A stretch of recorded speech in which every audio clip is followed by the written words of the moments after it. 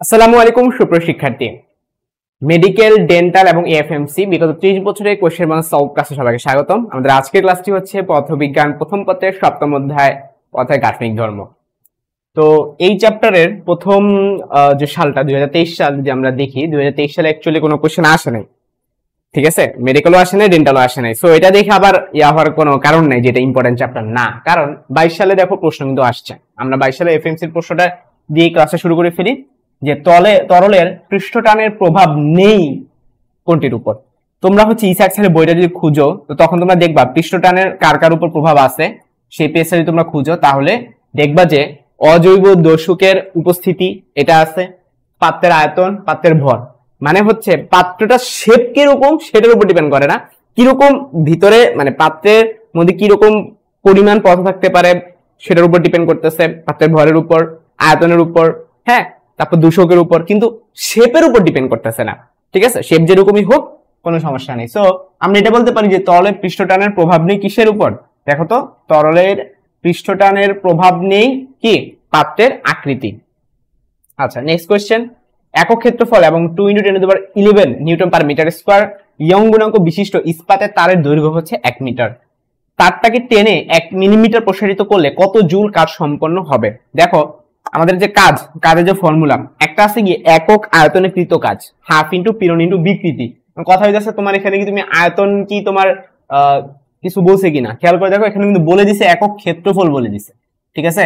আবার দৈর্ঘ্য হচ্ছে 1 মিটার। তো আমরা আরামসে এটাকে একক আয়তনও বলতে পারবো, ঠিক আছে? তো আমাদের ফর্মুলাটা কি, একক আয়তনে কৃত কাজের ফর্মুলাটা কি, যে ডব্লিউ সমান সমান হাফ ইন্টু পীড়ন ইন্টু বিকৃতি, হাফ ইন্টু, আমরা সবসময় বাংলাটা মনে রাখবো তাহলে একটু ইজি হবে আর কি, ঠিক আছে? পরে এখান থেকে যদি অন্য কিছু চেঞ্জ করা লাগে করবো, সমস্যা। তো হাফ ইন্টু পীড়ন, এখন কথা হলো তুমি বলো ভাইয়া পীড়ন তো আমি জানি না, বিকৃতি আমি জানি না, কারণ প্রশ্নে দেখো পীড়ন বিকৃতি কোনোটাই যায় না, ঠিক আছে? তো এখন এক্ষেত্রে বিপদে পড়ে গেল, এই বিপদ থেকে উদ্ধার একটা ওয়ে আছে, আরেকটা শর্টকাট, আরেকটা ফর্মুলা আছে, এল স্কয়ার বাই এল, ঠিক আছে? Half L square by L. তো আমরা এখন এখানে সব ভ্যালুগুলো বসাবো, ওকে? এখন কখন এই সূত্র ইউজ করতে, যখন স্যারের পীড়ন বা বিকৃতি সরাসরি দিয়ে দিত, ঠিক আছে? এখান থেকে এই সূত্র থেকে এই সূত্র আসে, পীড়নের সূত্রটা বসাও, বিকৃতির সূত্র বসাও, এটা এসে পড়বে। তো এখন ইয়ং এর গুণাঙ্ক তো স্যার দিয়ে দিছে 2 × 10⁻11, হ্যাঁ, এরিয়াটাও দিয়ে দিছে 1, তারপরে হচ্ছে ছোটতার এল মানে কি, যতটুকু প্রসারিত হয়েছে, এখন প্রসারিত হয়েছে 1 মিলিমিটার, জিনিসটাকে আমরা 10⁻³ বলতে পারবো, তাই না? কারণ সব মিটারে কনভার্ট করতে হবে। তাহলে 10⁻³ উপরে আবার স্কয়ার আছে, স্কয়ার দিয়ে দিবা, নিচে হচ্ছে বড় হাতের এল মানে কি একক দৈর্ঘ্য, যে আদি দৈর্ঘ্যটা, ঠিক আছে? 1 দিয়ে দিবা। তাহলে এটা উত্তর কত দাঁড়ায়, এই টু কাটাকাটি যায়, হ্যাঁ। তারপরে এখানে 10⁻11 আর এখানে হচ্ছে 10⁻কত, -6। তাহলে +11 এবং -6 করলে কত হয় বলো দেখি, +5 হয়। তাহলে আর তো কিছু নাই, তাই না? তাহলে 10⁻ আমার আসছে +5, ওকে? এখন তুমি এটা অপশনে খুঁজবা 10⁻+5 কোথায় আছে, এই যে অপশন সি এর মধ্যে আছে। So the correct answer is 10⁻5 joule, okay? যেহেতু আমরা সব এস এককে বের করছি। তরল কঠিন পদার্থের মধ্যকার স্পর্শকোণের মান কত হলে তরল পদার্থ কঠিন পদার্থকে ভেজাবে না? মনে রাখবা, ভিজানোর একটা কন্ডিশন আছে, যে থিটার মান যদি 90 ডিগ্রি থেকে ছোট হয় তখন সেটাকে আমরা সূক্ষ্মকোণ বলে থাকি, এবং সেটা কি হয়, তরল ভিজায়, তখন সেটা কি হবে বলতো, তরল ভিজাবে, ঠিক আছে? আর যদি 90 ডিগ্রি থেকে বড় হয় তখন সেক্ষেত্রে আমরা কি বলবো, ভিজাবে না। তাহলে এখন তোমার কাজ কি, তোমার কাজ জাস্ট অপশন খুঁজা বের করা, যে 90 ডিগ্রি থেকে বড় কোনটা আছে। অপশন এ আছে শুধুমাত্র 120 ডিগ্রি, বাকি সবগুলো দেখো 90 ডিগ্রি থেকে ছোট। স্থিতিস্থাপক সীমার মধ্যে বস্তুর ব্যাবর্তন পীড়ন ও ব্যাবর্তন বিকৃতির অনুপাতটা কি? দেখো, গুণাঙ্ক টোটাল হচ্ছে 3 প্রকার। একটা হচ্ছে কঠিন পদার্থের জন্য গুণাঙ্ক, যেটাকে আমরা ইয়ং এর গুণাঙ্ক বলে থাকি, ঠিক আছে? ইয়ং এর গুণাঙ্ক বলে থাকি। 2 নাম্বার হচ্ছে কি তোমার মোচড় বিকৃতি আছে না, যে তুমি হচ্ছে একটা বইকে এভাবে মোচড় দিলা, এর ফলে হচ্ছে তার একটা বিকৃতি হলো। তো আমরা জানি যে পীড়ন এবং বিকৃতি অনুপাতই হচ্ছে কি একটা গুণাঙ্ক, হ্যাঁ। তো তো সেটার জন্য একটা বিকৃতি, যেটাকে আমরা ব্যাবর্তন বিকৃতি বা হচ্ছে ব্যাবর্তন গুণাঙ্ক বলে থাকি, ঠিক আছে? ব্যাবর্তন গুণাঙ্ক। এবং সর্বশেষ আরেকটা হচ্ছে কি আয়তন গুণাঙ্ক, সর্বশেষটা হচ্ছে আয়তন। এখানে একটু পড়ো, এখানে কি বলছে, হ্যাঁ, ব্যাবর্তন গুণাঙ্ক কিন্তু আরেকটা নাম আছে, দৃঢ়তার গুণাঙ্ক নাম আছে, দৃঢ়তার গুণাঙ্ক, দুইটা নাম আছে আর কি, দৃঢ়তার গুণাঙ্ক। একটা হচ্ছে ইয়ং এর গুণাঙ্ক, একটা হচ্ছে ব্যাবর্তন বা দৃঢ়তার, এবং আরেকটা হচ্ছে আয়তন। ক্লিয়ার? তো এখন আমরা প্রশ্নটা একটু বোঝার চেষ্টা করব। স্থিতিস্থাপক সীমার মধ্যে বস্তুর ব্যাবর্তন পীড়ন এবং ব্যাবর্তন বিকৃতি অনুপাত, আগেই বলছি পীড়ন এবং বিকৃতি অনুপাতই হচ্ছে একটা ইয়ং এর একটা গুণাঙ্ক। এখন যদি সেটা দৈর্ঘ্য হয়ে থাকে তাহলে ইয়ং, যদি সেটা ব্যাবর্তন হয়ে থাকে তাহলে সেটা ব্যাবর্তন গুণাঙ্ক অথবা দৃঢ়তা গুণাঙ্ক, আর যদি সেটা আয়তন অনুপাত হয়ে থাকে তখন সেটা আয়তন গুণাঙ্ক। তো আমাদের এখানে স্যার ব্যাবর্তন বলেই দিচ্ছে, তাহলে এটা অবশ্যই হয় ব্যাবর্তন হবে না তো দৃঢ়তা হবে। তো আমরা অপশনে দেখো দৃঢ়তা গুণাঙ্ক আছে, ঠিক আছে। আয়তন গুণাঙ্ক কেন হয় না? আয়তন গুণাঙ্ক হইতো যদি এখানে আয়তন বলে দিত, আয়তনের বিকৃতি। ইয়ং এর গুণাঙ্ক হইতো যদি দৈর্ঘ্য বলে দিত। কয়জন অনুপাত তো টোটালি অন্য জিনিস, যে উপরে পার্শ্ব বিকৃতি হয় নিচে দৈর্ঘ্য বিকৃতি হয়। প্রতিটি 10⁻⁻4 মিটার ব্যাস বিশিষ্ট পানির 1000টি ক্ষুদ্র ফোঁটা মিলে একটি বৃহৎ ফোঁটা তৈরি করলো। বৃহৎ ফোঁটার ব্যাসার্ধটা কত? সহজ প্রশ্ন। তো তোমাকে আগে একটু চিত্রটা সিনারিটা আগে বুঝতে হবে, হ্যাঁ, যে এখানে স্যারে ব্যাস দিয়ে দিছে আর এখানে বের করতে বলছে ব্যাসার্ধ। দেখছো দুইটা আলাদা আলাদা জিনিস। তো তোমাকে অবশ্যই ব্যাস থেকে আগে ব্যাসার্ধে কনভার্ট করতে হবে। তাহলে এখান থেকে যদি আমি ব্যাসার্ধে কনভার্ট করি, হ্যাঁ, তাহলে আর এর মান কত হয় বলো তো? 10⁻⁻4 ডিভাইডেড বাই 2 হয়, তাই না? আচ্ছা, তাহলে এটা হচ্ছে আমরা কিসের মান জানলাম? প্রত্যেকটা ছোট ছোট পানির অণুর ব্যাসার্ধ। ছোট ছোট গুলোকে আমি ছোট হাতের আর বলবো আর বড়টাকে আমি বড় হাতের আর বলবো, ঠিক আছে। এখন তুমি অনেকগুলো ছোট ছোট পানির অণু নিছিলা, নিয়ে কি করছো? সবগুলোকে জোড়া লাগায় বড় একটা পানির অণু বানাইছো। বড় পানির অণুর ব্যাসার্ধ হচ্ছে আর এবং ছোট পানির অণুর ব্যাসার্ধ হচ্ছে ছোট হাতের আর। এখন যদি আমি তোমাকে বলি যে আয়তন, ছোটটার আয়তন কত হবে? একটার আয়তন হবে 4/3 পাই ছোট হাতের আর কিউব। কিন্তু এখানে তো একটা পানির অণু নাই, অনেকগুলো পানির অণু আছে। আমি ধরে নিলাম n সংখ্যক পানির অণু আছে বড় হাতের n। তাহলে টোটাল আয়তন কত হবে বলো তো? n যেখানে একটা গুণ হয়ে যাবে, ঠিক আছে। এখন এই সবগুলো মিলেই তো একটা বড় পানির অণু তৈরি করছে, তাই না? বড় পানির অণুর আয়তন কি হবে বলো তো? ওটা তো একটাই, তাহলে 1 × 4/3 পাই বড় হাতের আর কিউব। তাহলে উভয় পাশ থেকে দেখো 4/3 পাই কেটে দাও, কেটে দিলে কি থাকে? থাকে হচ্ছে তোমার n আর কিউব সমান সমান বড় হাতের আর কিউব। এখন স্যার বড় হাতের আর বের করতে বলছে, তাহলে উভয়কে কিউব রুট করে দিবা। কিউব রুট করলে আর কিউবকে কিউব রুট করলে পাওয়ারটা চলে যায়, কারণ কি এই কিউব রুট করা মানে কি 1/3 নিয়ে আসে, কাটাকাটি করলে শুধু আর থাকে, ঠিক আছে। তাহলে আমাদের শুধু ছোট হাতের আর থাকবে আর n কে কিউব রুট করে দিবা, দ্যাটস ইট। এই হচ্ছে আমাদের সেই শর্টকাট ফর্মুলা, ঠিক আছে। এরকম ম্যাথের জন্য এটাই হচ্ছে শর্টকাট ফর্মুলা। এখন জাস্ট ভ্যালুগুলো বসাই দাও। Cube root of n, n এর মান হচ্ছে গিয়ে তোমার 1000, তাহলে কিউব রুট অফ 1000 গুণন আর এর মানটা কত? 10⁻⁻4/2, 10⁻⁻4/2। এখন 1000 মানে কি? 1000 কে কিউব রুট মানে কি? 1000 কে কিউব রুট করলে 10 হয়, ঠিক আছে। তাহলে এখানে 10 আর 10⁻⁻4, তো 10 এর সাথে 10⁻⁻4 গুণ করলে 10⁻³ হয়। উপরে হবে 10⁻³ নিচে হবে 2, ঠিক আছে। উপরে হবে 10⁻³ এবং নিচে হবে 2। এখন তোমাকে আগে অপশন খোঁজা রাখবে এটা কোনটার সাথে মিলে। তুমি বলো ভাইয়া কোনটার সাথে তো মিলে না। মিলে, অবশ্যই মিলে। তুমি জিনিসটাকে একটু গুছানোর চেষ্টা করো। 10⁻³ একটা কাজ করো, তুমি একটা 10 এক্সট্রা নিয়ে আসো, ঠিক আছে। তো তুমি যদি একটা 10 এক্সট্রা নিয়ে আসো তাহলে কি থাকে? তুমি একটা 10 কে এক্সট্রা আনছো, তাহলে অবশ্যই যেহেতু গুণ আকারে এক্সট্রা আনছো সো অবশ্যই ভাগ আকারে এক্সট্রা দিয়ে দিতে হবে, 10⁻⁻4 হয়ে যাবে, তাই না? মানে ব্যাপারটা আমি একটু গুছা আরেকবার বলি।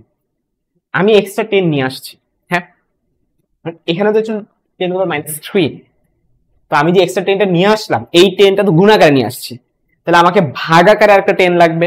এখন 10⁻³ কে যদি আমি 10 দিয়ে ভাগ করি 10⁻4 হয়। আশা করি ক্লিয়ার হয়ে গেছে যে একটা এক্সট্রা 10 আনলে এখানে পাওয়ার কি হয়ে যাবে? জাস্ট -3টা -4 হয়ে যাবে। এখন এটা ক্যালকুলেশন কি ইজিলি করতে পারি না? অবশ্যই পারি।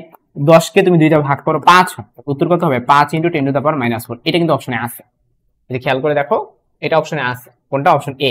তাহলে উত্তরটা হয়ে যাচ্ছে আমাদের অপশন এ। পরবর্তী প্রশ্নে চলে যাই। কর্পূরের পানিতে যে নাচে সেটা হচ্ছে কিসের উদাহরণ? সেটা তল টানের উদাহরণ, সেটা হচ্ছে তল টান বা পৃষ্ঠ টানের উদাহরণ, ঠিক আছে। ব্লটিং পেপার কোন ধর্মের জন্য পানি শুষে নেয়? সান্দ্রতার জন্য? না, সান্দ্রতা হচ্ছে এক ধরনের বাধা, ঠিক আছে, তরল বা তোমার বায়ুগত থাকা বাধা। পৃষ্ঠ শক্তির জন্য? না, পৃষ্ঠ শক্তি অন্য জিনিস, পৃষ্ঠ টান আরেক জিনিস, ঠিক আছে। পৃষ্ঠ টানের জন্য না। কৈশিক্রিয়ার জন্য? হ্যাঁ। দেখো আমরা জানি যে গাছ বা বিভিন্ন ধরনের উদ্ভিদ কি করে থাকে, সে মূলের মাধ্যমে পানি শোষণ করে উপরে একবার উঠায় ফেলে। তো এই যে পুরো প্রসেসটা, এই প্রসেসটাকে কিন্তু একটা নাম আছে, হ্যাঁ, এটা কিন্তু একটা ফিজিক্সের একটা পার্ট, ঠিক আছে। তো এই যে গাছ যে পানিটা উপরে উঠায়, এইখানে গাছের যে তোমার শিকড় বলো, হ্যাঁ, এগুলা কি হিসেবে কাজ করে? কৈশিক নল হিসেবে কাজ করে। ফিজিক্সের কৈশিক নল আলাদা একটা টপিকই, হ্যাঁ, একটা ফর্মুলা আছে T = RH ρg / 2 cos θ। এই ফর্মুলা থেকে H হচ্ছে যতটুকু পানি সে উপরে উঠাবে, ঠিক আছে। সো পুরো জিনিসটা হচ্ছে কি কৈশিক নলের কনসেপ্ট। এই কৈশিক নলের কনসেপ্টের মাধ্যমে হচ্ছে যে কোনো কিছু উপরে উঠায়, মানে পানিকে পরিবহন করে, তো ব্লটিং পেপার যে পানি শুষে নেয়, এটাও সেম কনসেপ্টই, যে নিজের থেকে সে পানি উপরে উঠাচ্ছে, মানে সে নিজে শুষে নিচ্ছে। ঠিক আছে, সো এটা উত্তর কি হবে? কৈশিক ক্রিয়া। ঠিক আছে, এটা ভুলে আবার পৃষ্ঠটান দাগা দিয়ে শোন। তলের পৃষ্ঠটানের উপর নিচের কোনটি প্রভাব নাই?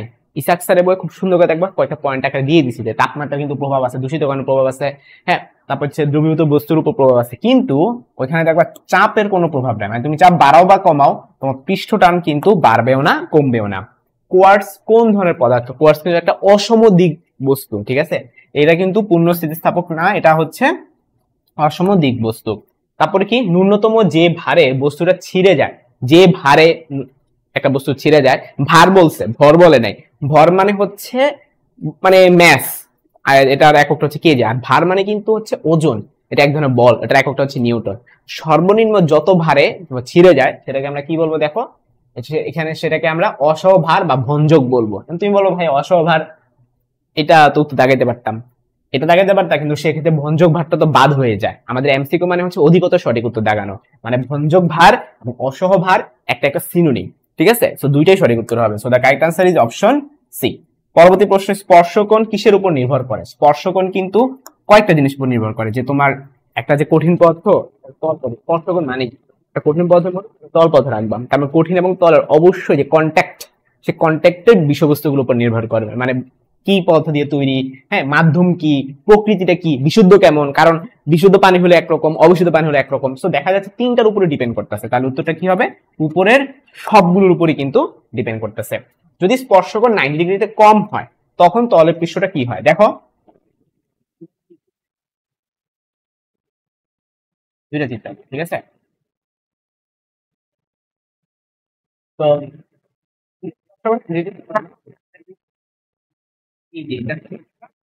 আরেকটা তো এক্ষেত্রে আমরা কি বলতে পারি, এই যে অ্যাঙ্গেলটা যে ক্রিয়েট হয়েছে,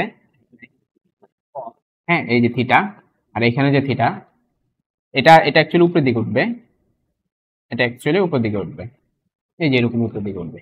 এই অ্যাঙ্গেলটা যে ক্রিয়েট হয়েছে, এই যে এটার সাপেক্ষে এই যে থিটাটা, এটা হচ্ছে কি তোমার স্থূল কোণ, এটা 90 ডিগ্রিতে বড়। ঠিক আছে, আর এটা হচ্ছে কি তোমার কি সূক্ষ্ম কোণ, এটা 90 ডিগ্রিতে ছোট। তো আমরা জানি সূক্ষ্ম কোণের ক্ষেত্রে তরলটা কি হয়, ভিজায়। সূক্ষ্ম কোণের ক্ষেত্রে ভিজায়, আর স্থূল কোণের ক্ষেত্রে ভিজায় না। ঠিক আছে, তো এখানটাতে কি বলছিল, যে তোমার 90 ডিগ্রিতে কম, তার মানে কোন চিত্রের সাথে মিলে দেখো তো, এটার সাথে অবশ্যই মিলতেছে, 90 ডিগ্রিতে কম। তো এটা ক্ষেত্রে কিন্তু পানি কি হবে, আমাদের পাত্রটাকে ভিজাবে। ভিজানোর ফলে জিনিসটা কিন্তু আসলে কি ঘটনা ঘটবে দেখো তো, এটা যদি আমাদের পাত্র হয়ে থাকে, হ্যাঁ, লেয়ারটা খেয়াল করে দেখো, এটার থেকে দুই পাশ থেকে উপরে উঠতেছে না। তো এই জিনিসটা ক্ষেত্রে বলবা যে পানি উপরে উঠে। ঠিক আছে, পানি উপরে উঠে, এখন পানি উপরে উঠে ঘটনা সত্য, কিন্তু সারফেসটা কিরকম, সারফেসটা কিরকম খেয়াল করে দেখো, এই যে সারফেসটা, এই যে সারফেসটা, এই সারফেসটা, দুটার মধ্যে পার্থক্যটা কি? সবসময় তুমি তুমি দাঁড়ায় আছো কোন জায়গায়, তুমি তো এই জায়গায় দাঁড়ায় আছো, রাইট? তুমি এটাকে কি দেখতে পাচ্ছ? তুমি এটা কি উত্তল দেখতে পাচ্ছ নাকি অবতল দেখতে পাচ্ছ? তুমি কি পাত্রের ভিতরে ঢুকে বসে আছো? না, আমরা তো বাইরের থেকে চিন্তা করি। বাইরে থেকে যদি তুমি তাকাও তুমি এটাকে অবতল দেখতে পাবা, আর এটা বাহির থেকে যদি তুমি তাকাও এটাকে উত্তল দেখতে পারবা। এখন অবতল উত্তল জিনিসটাকে একটু গুছিয়ে বলি। এটা হচ্ছে তোমার জ্যামিতিক আলোক বিজ্ঞানে আছে, যে আমরা যে হাতটা দেখতে পাচ্ছ, তোমাদের দিক থেকে যদি দেখো, তোমাদের দিক থেকে এটাকে উত্তল দেখতে আসো। উত্তল মানে কি, তোমাদের দিকে বাঁকানো। আর অবতল মানে কি দেখো, এই যে আমার দিকটা হচ্ছে অবতল। সো এই দিকটাকে বলা হয় অবতল, আর এই দিকটাকে বলা হয় উত্তল, আমার হাতে। ঠিক আছে, অনুরূপ ভাবে এখান থেকে যদি তুমি তাকাও এটা অবতল দেখতে পাবা, আর এখান থেকে তাকালে উত্তল দেখতে পাবা। তাহলে 90 ডিগ্রিতে ছোট হইলে সেই পানিটা কি হয়ে থাকে, উপরে উঠে, হ্যাঁ, এবং সেটা কি হয়ে থাকে, কাচকে ভিজায় বা কঠিন পদার্থকে ভিজায়। আর এটার ক্ষেত্রে কঠিন পদার্থকে ভিজাবে না, এটা কিন্তু কি হইতাছে, উপরে উঠতেছে না, এটা নিচে নামতেছে। তুই বলবা দেখে তো মনে উপরে উঠে, আসলে এটা উপরে উঠতেছে না, এই যে এই লেয়ারটা দেখো নিচে নামতেছে, নিচের দিকে যাচ্ছে। তুমি সবসময় এই পয়েন্টের আলোকে চিন্তা করবা, এই যে এই পয়েন্টের আলোকে, এই পয়েন্টের আলোকে এটা উপরে উঠতেছে, আর এই পয়েন্টের আলোকে নিচে নামতেছে। সো আমরা তাহলে যেটা সামারিটা নিই, যেটা 90 ডিগ্রিতে কম, তারপর এটা পানি, এটা কি হয়ে থাকে, তরল কঠিন পদার্থকে ভিজায়। ঠিক আছে, তারপর এটা হচ্ছে অবতল। তিনটা অবজেক্টিভ শিখে ফেললাম। ওকে, আচ্ছা, এটার এক্সাম্পলটা কি, কাঁচ এবং পানি। এক্সাম্পল হচ্ছে কাঁচ এবং পানি। আর এটার ক্ষেত্রে কি ঘটনা ঘটছে, নবীজিতে বেশি স্থূলকোণ, এটা ভিজায় না, এটা কিন্তু উত্তল। ঠিক আছে, এটা উদাহরণ কি, পারদ এবং কাঁচ। আশা করি তোমাদের পুরো জিনিসটা বুঝাই পড়তে পারছি, যে 90 ডিগ্রিতে কম হইলে সেই জিনিসটা হয়ে যাবে কি অবতল। তাহলে আনসারটা হচ্ছে অবতল। আর 90 ডিগ্রিতে বড় হইলে সেটা উত্তল। সর্বাপেক্ষা স্থিতিস্থাপক বস্তু কোনটা? কোয়ার্টজ। তারপরে প্রশ্ন, 0.20 মিলিমিটার ব্যাসের নল দিয়ে 50 সেন্টিমিটার পার সেকেন্ড বেগে পানি প্রবাহিত হচ্ছে, পানির সান্দ্রতা এত হলে প্রবাহের রেনল্ড সংখ্যা কত? দেখো রেনল্ড সংখ্যাটা কখনোই আমি কোনো জায়গায় আসতে দেখি না, এই এফএমসি তে একটা জায়গায় আসছে। তো চলো তোমাদেরকে আগে রেনল্ড সংখ্যা কি সেটা বই থেকে একটু পড়ায় আসি, ঠিক আছে?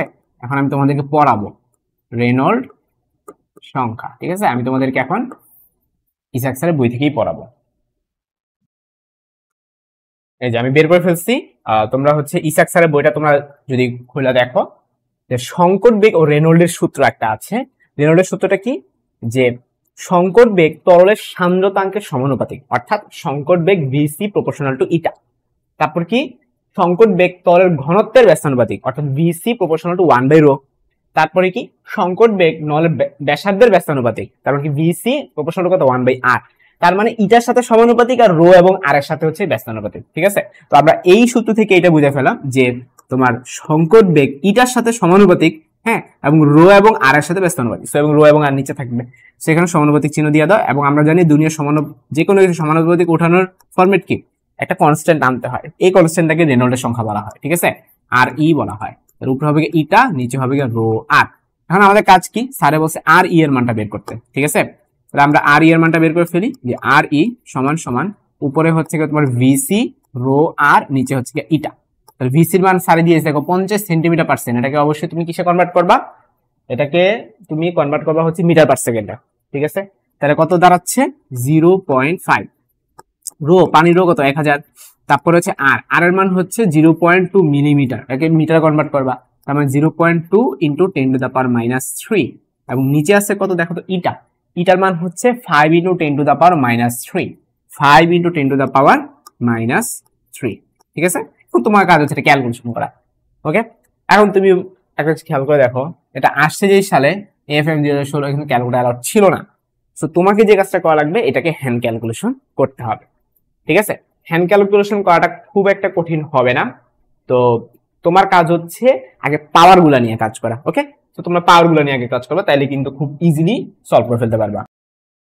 এখানে ক্যালকুলেশন আগে জাস্ট একটুখানি দেখে নিবা, এটা আসলে কিন্তু ব্যাস ছিল, ঠিক আছে? বাট আমরা যে আটটা ব্যবহার করছি সেটা হচ্ছে ব্যাসার্ধ। ব্যাস থেকে ব্যাসার্ধতে কনভার্ট করে নিতে হবে, কিছুই না, জাস্ট দুইটা ভাগ করে নিবা। সো 0.2 মিলিমিটার যে দেখতেছিলাম সেটা অ্যাকচুয়ালি 0.1 হয়ে যাবে, জাস্ট দুইটা ভাগ করছি, দ্যাটস ইট। আর এইখানে এককটা যে দিচ্ছে পয়েস, এটা কিন্তু কোনো এসআই একক না। হ্যাঁ, মনে রাখবা যে ইটা এর এসআই এককটা হচ্ছে পয়েস না। তো তাহলে তুমি বলতে পারো ভাইয়া তাহলে পয়েসে কিভাবে আমি এসআই একক কনভার্ট করবো? সেটা হচ্ছে 1 পয়েস সমান সমান হচ্ছে 0.1, হ্যাঁ, নিউটন। তারপরে হচ্ছে তোমার যে এসআই এককটা আছে ইটার। তো আমরা তাহলে এখান থেকে কিন্তু আরামসে বলে ফেলতে পারি এটাকে কি করতে হবে? 10 দিয়ে ভাগ করতে হবে। ক্লিয়ার? পয়েস এটা থেকে সিজিএস একক। পয়েস কি একক? ইটা এর একক যেটা পয়েস, যেটা 10 পয়েস সমান সমান 1 এসআই একক, ঠিক আছে? তাহলে 1 পয়েস সমান সমান কত হবে? 1 পয়েস সমান সমান 0.1 বলতে পারো, অথবা তুমি 10⁻⁻1 বলতে পারো, ঠিক আছে? 10⁻⁻1 এস, ওকে? আচ্ছা, তাইলে এখানে আমাদের কিছুই না, এটার সাথে 10⁻⁻1 দিয়ে গুণ করে দিতে হবে, যে এখানের সাথে 10⁻⁻1 দিয়ে গুণ করে দিতে হবে। এখন আমাদের ক্যালকুলেশন শুরু। ফার্স্ট অফ অল 10⁻³ আর 10⁻³ কাটাকাটি চলে গেল, ওকে? তারপরে এইখানটাতে খেয়াল করে দেখো, তোমার 0.1 মানে তো 10⁻⁻1। সো এইটার সাথে এটা কিন্তু একটা কাটাকাটি চলে গেল। আর বাকি রইল কি?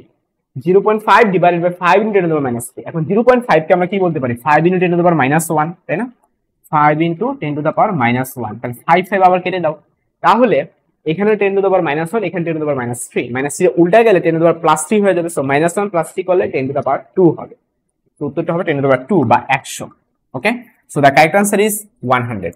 সো এটা ক্যালকুলেশন একটু প্যারা দিচ্ছে, বাট বাকি সবকিছু কিন্তু দেখো ইজি, এবং হচ্ছে এককেও একটু প্যারা দিচ্ছে। আচ্ছা, যাই হোক, এরকম দিবে এএফএমসি এবং ডেন্টাল, এরকম কিছু কোশ্চেন দেয়। সাবানের পৃষ্ঠটান পানি অপেক্ষা কত হবে? সাবানের পৃষ্ঠটান কিন্তু পানির চেয়ে কম হয়, ঠিক আছে? কিন্তু মিক্স করে ফেললে আবার অন্য ঘটনা ঘটে। সাবানের পৃষ্ঠটান পানি অপেক্ষা কম। আচ্ছা, পরের প্রশ্ন, নিচের কোনটি স্থিতিস্থাপকতার জন্য সঠিক সমীকরণ?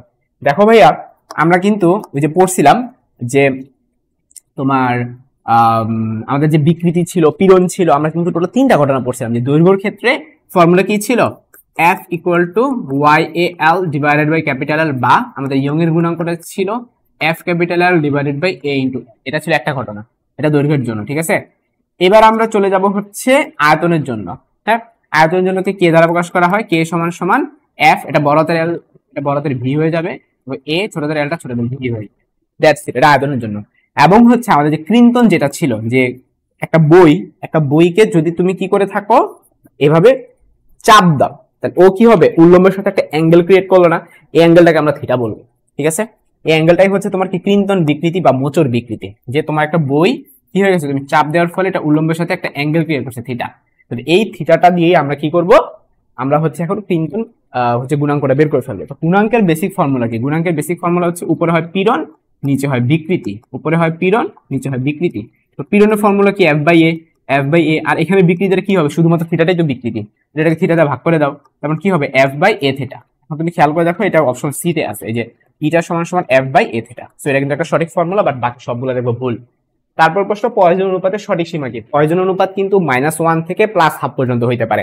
এখন তোমাদের প্রশ্ন, ভাই পয়জন অনুপাতটা কি, এটা হচ্ছে পার্শ্ব বিকৃতি। তুমি কোন একটা বস্তুকে তুমি ধরো টানাটানি করে বিকৃতি করে ফেললা, হ্যাঁ, তো সে কি হবে, পার্শ্ব বরাবর চেঞ্জ হবে, তার দৈর্ঘ্য বরাবর চেঞ্জ হবে।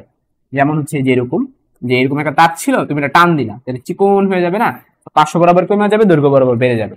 তো পার্শ্ব বিকৃতি এবং যে দৈর্ঘ্য বিকৃতি যে অনুপাত, সেটাকে আমরা কি বলবো, সেটাকে আমরা পয়জন অনুপাত বলবো। ঠিক আছে, so the correct answer is, এটা থিওরিটিক্যাল ব্যাখ্যাটা হচ্ছে যে -1 থেকে +1/2 এর ভিত্তিতে এই ভ্যালুটা উঠানামা করে, যদিও রিয়েল লাইফে এটা নেগেটিভ হয় না। আচ্ছা, বিভিন্ন পথের অণুগুলোর মধ্যে পারস্পরিক যে আকর্ষণ বল, সেটাকে আমরা কি বলে থাকি, সেটাকে আমরা আসঞ্জন বল বলে থাকি। মনে রাখবা, নিজের বউকে পছন্দ করাটা হচ্ছে সংশক্তি। ঠিক আছে, এবং পাশের বাসার ভাবি, জাস্ট তোমাদের মজা করে পড়াচ্ছি আর কি, পাশের বাসার ভাবি কে পছন্দ করা হচ্ছে আসঞ্জন। নিজের বউকে পছন্দ করো, হ্যাঁ, তো সেটা হচ্ছে সংশক্তি। দেখো, শেষে একটা শক্তি আছে, নিজের বউকে তুমি পছন্দ করো, এখানে তোমার কোনো ধরনের বাধা নাই, হ্যাঁ, তোমার একটা শক্তি আছে। ঠিক আছে, এটাকে আমরা সংশক্তি বলতেছি। বাট তুমি যদি অন্য কাউকে পছন্দ করতে যাও, হ্যাঁ, সেটা কি হয়ে যাবে, সেটা আসঞ্জন হয়ে যাবে। এটার মিনিংটা হচ্ছে যে ধরো পানির সাথে পানির অণুর যে বন্ধন, সেটাকে আমরা কি বলবো, সংশক্তি। কারণ কি, সে নিজ জাতির মধ্যেই আছে, কিন্তু সে যদি অন্য কাউকে পছন্দ করতে যায়, যেমন হচ্ছে পানির সাথে ধরো কাচের যে বন্ধনটা, তখন সেটাকে আমরা কি বলবো, আসঞ্জন। ক্লিয়ার, আসঞ্জন। আশা করি ক্লিয়ার হয়ে গেছে যে এটা কিন্তু বলছে বিভিন্ন পথের, মানে পাশের বাসার ভাবে। তারপর কি বলছে, এসআই পদ্ধতিতে পীড়নের একক কি। দেখো, পীড়ন মানে কি, পীড়ন হইতেছে গিয়ে এফ বাই এ, এই যে চাপের সাথে মিলা পড়বা, তার মানে কি একক ক্ষেত্রফলের উপর যে পরিমাণ বল প্রয়োগ করতেছে, উত্তর কি হবে, newton per metre square. So the correct answer is newton per metre square. একটি স্টিলের তারের তাপমাত্রা যদি তুমি বাড়াও, তাহলে ইয়ং এর গুণাঙ্ক কি হবে। দেখো, তুমি যত টেম্পারেচার বাড়াবা, হ্যাঁ, তুমি যতই টেম্পারেচার বাড়াচ্ছ, এই টেম্পারেচার বাড়ানোর সাথে ইয়ং এর গুণাঙ্ক সরাসরি কিন্তু সম্পর্ক নাই, ঠিক আছে। কিন্তু তুমি একটু যদি ঘুরা পেঁচায় চিন্তা করার চেষ্টা করো, আমরা নর্মালি ইয়ং এর গুণাঙ্ক যে ফর্মুলাটা জানি, নর্মালি যেটা যে y সমান সমান এফ এল ডিভাইডেড বাই এ এল, তুমি যদি নর্মালি চিন্তা করো, তোমার কাছে এই মানে কি ব্যাখ্যাটা হবে। তো এখন হচ্ছে আমরা দেখবো যদি টেম্পারেচার বাড়াই, এখানের মধ্যে কোনো প্রভাব পড়ে কিনা। প্রথম কথা হচ্ছে, তুমি যখন কোনো একটা পথে টেম্পারেচার বাড়াও, তখন কি ঘটনা ঘটে বলতো, তখন সাধারণত সেটা লেংথটা বেড়ে যায়। ঠিক আছে, এ এলটা হচ্ছে আদিমান, বাট এ এলটা কিন্তু বেড়ে যায়। ঠিক আছে, সো আমরা সেটা বলতে পারি যে লেংথটা বেড়ে যায়। এখন কোশ্চেন হলো, ভাইয়া ইয়ং এর গুণাঙ্ক তো আসলে একটা ভৌত অবস্থাকে নির্দেশ করে। ঠিক আছে, এটা কিন্তু আসলে মানে এদের সবার উপর যে সরাসরি ডিপেন্ডেন্ট ব্যাপারটা তা না, এটা অ্যাকচুয়ালি ভৌত একটা অবস্থাকে নির্দেশ করে থাকে। যে তোমার ইয়ং এর গুণাঙ্ক বেসিকটা আসলে ছিল পীড়ন বাই বিকৃতি। ইয়ং এর গুণাঙ্ক কি ছিল, পীড়ন বাই বিকৃতি। তুমি যখন টেম্পারেচারটাকে চেঞ্জ করতেছো, তো অবশ্যই তার একটা বিকৃতি হচ্ছে, তাই না, অবশ্যই একটা বিকৃতি হচ্ছে। এখন কোশ্চেন হচ্ছে, ভাইয়া বিকৃতি হলো ভালো কথা, কিন্তু বিকৃতি হইলেই কি ইয়ং এর গুণাঙ্ক চেঞ্জ হয়, উত্তর হচ্ছে না। অনেক ধরনের বিকৃতি আছে, বিকৃতি হওয়ার ফলেও ইয়ং এর গুণাঙ্ক চেঞ্জ হয় না। কিন্তু টেম্পারেচারের কারণে বিকৃতি হইলে ইয়ং এর গুণাঙ্কের ক্ষেত্রে কি ঘটনা ঘটে দেখো, টেম্পারেচারের কারণে তুমি যদি টেম্পারেচার বাড়াও তখন কি হবে, এখানে যে অণু যে পরমাণুগুলো আছে না, অণু পরমাণুগুলা সেগুলোর মধ্যে দৌড়াদৌড়ি বেশি হয়ে যাবে। দৌড়াদৌড়ি হয়ে গেলে তখন তারা দূরে দূরে চলে যাবে, তারা আগের মতো তো কাছাকাছি থাকবে না। তো যদি দূরে দূরে থাকে তাহলে তোমার কিন্তু বেশি পরিমাণ কাজ করা লাগবে না, অল্প কাজেই কিন্তু তুমি হচ্ছে ব্যবহার করতে পারবা। হ্যাঁ, তো এর ফলে কি ঘটনা ঘটতেছে, কাজটা কম হওয়ার কারণে তোমার কিন্তু ইয়ং এর গুণাঙ্কটাও কমে যাবে। ক্লিয়ার? আই রিপিট, ইয়ং এর গুণাঙ্ক এখানে কিন্তু তোমার এল এর মান কমে, এল এর মান বেড়ে গেছে, এই জন্য ওয়াই এর মান কমে গেছে। অ্যাকচুয়ালি এইভাবে ব্যাখ্যাটা না, এভাবে ব্যাখ্যা দেওয়া যায় কিন্তু এটা গোজামিল ব্যাখ্যা, যে টেম্পারেচার বাড়াইলে এল এর মান বেড়ে যায় আর এল এর মান বেড়ে গেলে ইয়ং এর গুণাঙ্ক মান কমে যায়। খেয়াল করে, এটা কিন্তু একটা ব্যাখ্যা, বাট এটা অ্যাকচুয়াল ব্যাখ্যা না। অ্যাকচুয়াল ব্যাখ্যা এইটা, অনুপরমাণু দিয়ে ব্যাখ্যাটা দিতে হবে। ঠিক আছে? সো অ্যাকচুয়াল উত্তরটা হচ্ছে কমে যাবে, ইয়ং এর গুণাঙ্কটা কমে যাবে। তবে রিজনটা কি? রিজনটা হচ্ছে অনুপরমাণুগুলোর মধ্যে ডিসটেন্স বেড়ে যাবে, ফলে তোমার কম পরিমাণ কাজ করা লাগবে। আমি হচ্ছে একটু ঘেটেই তোমাদেরকে বলছি যে তোমার ইস্পাতের ক্ষেত্রে তুমি 1 ডিগ্রি সেন্টিগ্রেড যদি বাড়াও তাহলে সেই ক্ষেত্রে তোমার ইয়ং এর গুণাঙ্ক 0.003 গিগা পরিমাণে কমে যাবে। ঠিক আছে? এত পরিমাণে কমে যাবে। ঠিক আছে? সো টেম্পারেচার বাড়াইলে এটা কমে যায়, এটা হচ্ছে তুমি রিসার্চ পেপার থেকে খুঁজে পাবা গুগলে। সো এটা আনসারটা কি দিবা? এটা আনসারটা দিবা হচ্ছে হ্রাস পায়। এটা মনে হয় তপন স্যারে একই আছে দেওয়া। হ্যাঁ, তো অ্যাকচুয়ালি এটা উত্তরটা কি দিবা? হ্রাস পাবে দিবা। নেক্সট কোয়েশ্চেন, 4 মিটার দৈর্ঘ্য এবং 30.5 মিলিমিটার ব্যাসের একটি স্টিলের তারের উপর 5 কেজি ভর প্রয়োগ করলে দৈর্ঘ্য বৃদ্ধি কত হবে? অর্থাৎ স্যার ছোটদের এল এর মান চাইছে, তুমি বড়দের এল জানো, এখান থেকে আর বের করতে পারবা। হ্যাঁ, আর এখান থেকে তোমার এম এর মান, তো ছোটদের এল বের করবা। তো আমরা সবাই কি জানি? আমরা সবাই জানি এফ ইকুয়াল টু ওয়াই এ ছোট হাতের এল ডিভাইড বাই বড় হাতের এল, তারপর এফ ইকুয়াল টু আবার কি এম জি। ঠিক আছে? এখন এখানে ব্যাস দিয়ে দিচ্ছে, এটাকে তোমাকে ব্যাসার্ধে কনভার্ট করতে হবে। তাহলে F equal to M G লিখলাম, ওয়াই এ যায় কি লিখবো? পাই আর স্কোয়ার ছোট হাতের এল ডিভাইড বাই বড় হাতের এল। এরপরে কি করবে? ছোট হাতের এল সমান কি লিখবা? এম জি বড় হাতের এল ডিভাইডেড বাই ইয়ং এর গুণাঙ্ক পাই আর স্কোয়ার। এখন কথা হয়ে গেছে ভাই, এটা মেডিকেল অ্যাডমিশন টেস্ট 2014 সালে, এগুলো পোলাপাইন পারবো ক্যালকুলেশন? কি সব জিনিসপত্র দিছে। তো এম এর মান হচ্ছে তোমার কত দেখো তো, 5 কেজি। সো 5 লিখবা। জি এর মান হচ্ছে 9.8, বড় হাতের এল হচ্ছে আদি দৈর্ঘ্য 4 মিটার। ঠিক আছে? সো বড় হাতের এল এর মান 4, নিচে হবে ওয়াই ইন্টু পাই আর স্কোয়ার। এখন কোশ্চেন হচ্ছে ভাইয়া স্টিলের ইয়ং এর গুণাঙ্কটা পাশে দেয় নাই। সো এখন তোমার একটা ঝামেলা পড়ে গেল, স্টিলের ইয়ং গুণাঙ্ক তোমার জানা লাগবে। শুধু স্টিল না, কয়েকটা ইয়ং এর গুণাঙ্ক আছে, তোমার মুখস্থ করে রাখা খুবই ভালো হবে। আমি তোমাদেরকে বইতে একটু দেখাই ইয়ং এর গুণাঙ্ক কোনগুলো মুখস্থ করবে, আমি দাগিয়ে দিচ্ছি। ঠিক আছে? এটা আমি ইসাক স্যারের বই ওপেন করলাম মাত্র, ইসাক স্যারের বই থেকে তোমাদেরকে দেখাই কোন কোন ইয়ং এর গুণাঙ্কটা। একটা চার্ট আছে, তোমাদেরকে একটা চার্ট থেকে দেখাই। হ্যাঁ, এটা থেকে সামনে ইয়ং এর গুণাঙ্ক থেকে দেখাই।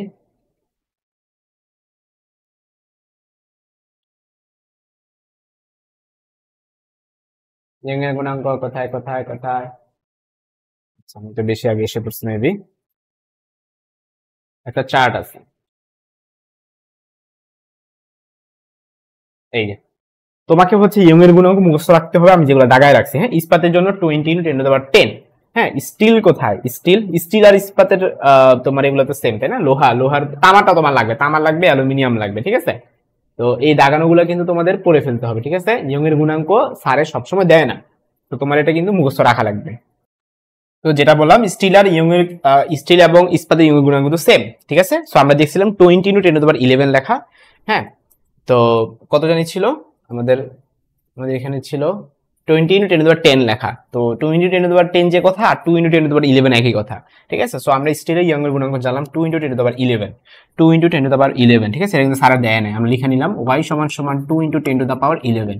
ওকে, সো লিখে ফেলি 2 × 10⁻11। এরপরে তোমাকে কি করতে হবে? পাই আর স্কোয়ার করতে হবে। হ্যাঁ, তো পাই হচ্ছে 3.1416 লেখা তো কোনো দরকার নেই, আর স্কোয়ার। এখন এইটাকে ভাইয়া কিসে করতে হবে? ব্যাসার্ধে কনভার্ট করতে হবে। তো 30.5 মিলিমিটারকে যদি আমি অর্ধেক করি তাহলে আমার আসবে 15.25 মিলিমিটার। জিনিসটাকে তো আবার মিটারে কনভার্ট করতে হবে, তাই না? মানে 0.01525, 1 2 3। ঠিক আছে? সো 0.01525। এখন একটা ভালো লেভেলের একটা বিপদে দিন পড়ে গেছে, এইসব ক্যালকুলেশন কেমনে সম্ভব ক্যালকুলেটর ছাড়া? তবে অপশনগুলো দেখো, তোমার পাওয়ার গুলো খুব দূরে দূরে আছে, বেশ দূরে দূরে আছে। সো তোমার কাজ হচ্ছে শুধু পাওয়ার গুলো নিয়ে কাজ করা। ঠিক আছে? পাওয়ার গুলো নিয়ে আমরা মোটামুটি আন্দাজ করে ফেলতে পারবো। যেমন হচ্ছে 9.8 নিয়ে আমরা অঙ্ক করতে পারবো না, আমরা এটাকে কি ধরবো? মনে মনে 10 ধরবো। 9.8 কে মনে মনে 10 ধরবো। ঠিক আছে? তাইলে এখানে 5 এখানে 4, তো 4 5 20, 20 এর সাথে তুমি 10 গুণ করে দাও, 20 এর সাথে 10 গুণ করলে তোমার 200 আসতেছে, এটা আরামসে তুমি ক্যালকুলেট করে ফেলতে পারছো। এবার নিচে আসো, নিচে কি ঘটনা ঘটতেছে, এখানে 0.01525, তো তোমার এই 25 দরকারই নাই, ঠিক আছে, 0.015 নিয়ে তুমি কাজ করতে পারো, ঠিক আছে। আচ্ছা, এবার বললাম যে পাওয়ার, সবকিছু পাওয়ারে নিয়ে আসো। 3.1416 কে তুমি মনে মনে 3 ধরো, 0.015 কে আমরা 1.5 টেনে দেবো, কত 1 2 3, কত 1 2, হ্যাঁ 1.5 ইন্টু, অথবা তুমি 15 লিখতে পারো, কোনো সমস্যা নাই, 15 ইন্টু কত 10 টু দ্য পাওয়ার -3 লিখতে পারো। আর এখানে 10 টু দ্য পাওয়ার 11 আছে, এটা থাকুক, 11 থাকুক, তারপর এখানে 2 আছে, দরকার তুমি 2 এর সাথে 4 কাটাকাটি করে 2 দিয়ে দাও, আরো ভালো হয়। তোমার যত বেশি পাওয়ার কমাই, যত বেশি পাওয়ার বাদে বাকিগুলো কমাইতে পারো। তাহলে এখানে 2 আর এখানে 5, 5 দুগুণ 10, হ্যাঁ, আবার ওইখানে 10, 10 10 100, বা এটাকে আমরা 10 টু দ্য পাওয়ার 2 বলতে পারি।